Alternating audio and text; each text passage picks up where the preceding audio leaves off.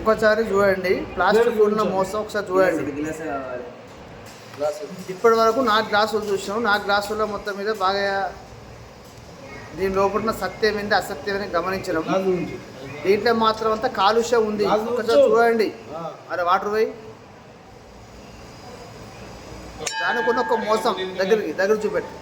దీనికి ఉన్న ఒక మోసం ఇప్పుడు ఒక 5 సార్లు కడిగినాం. అది గ్లాస్ పెట్టి 5 సార్లు కడిగినాం. దీనికి ఒక మోసం చూడండి మీరు. ఒకటి దీంతో ప్రాబ్లమ్స్ అవకాశాలు చూస్తూ ఉంటాయి.